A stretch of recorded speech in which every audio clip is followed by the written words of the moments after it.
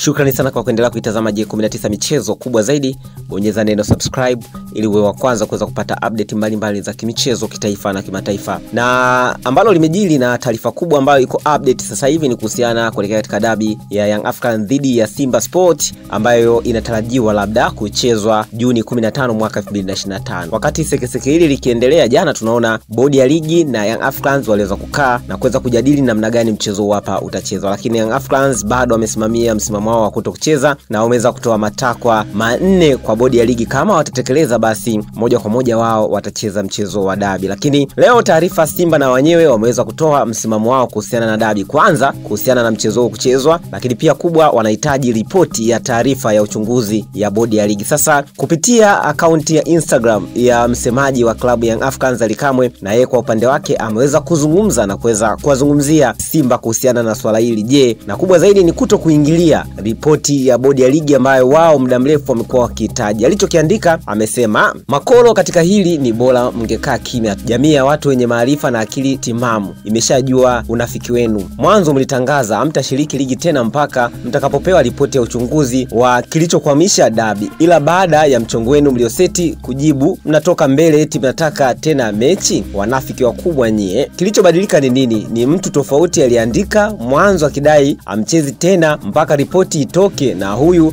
aliandika upuuzi wenu leo. Au kwa kuwa ile ya mwanzo iliandikwa usiku sana, tuamini mwandishi alishavesha konyagi za kutosha kichwani akajiandikia msioweza kuyasimamia? Niwaambie katika hili kudai haki na ripoti, hatuhitaji support yenu. Sisi tunajimudu na tunaweza kuyapambania maslahi yetu bila unafiki wenu. Nyie tulizeni mshono, ikifikia tarehe mlioambiwa pelekeni timu kuchukua point 3 na tangazeni ubingwa. Mchecheto wa nini kwani? Mnaacha maswali mengi kwa watu kuonyesha mna wasiwasi na amjiamini. Sisi tunasimamia maslahi ya mpira, haki itatendeka, alafu ndio mechi halali ipangwe. Tunawatamani sana na mnalijua hilo, na ni vyema mkajua mapambano yetu sio kwa ajili ya kubeba ubingwa mezani. Sisi hatutakuwa tayari kubeba ubingwa mezani bila kumalizana na nyie uwanjani. Haki kishatendeka, tutawafuata kivyo vyote vile ili tumalizane na tutakomesha kimdomo chenu. Kwa sasa tuacheni kidogo tumalize jambo kubwa lililo mezani.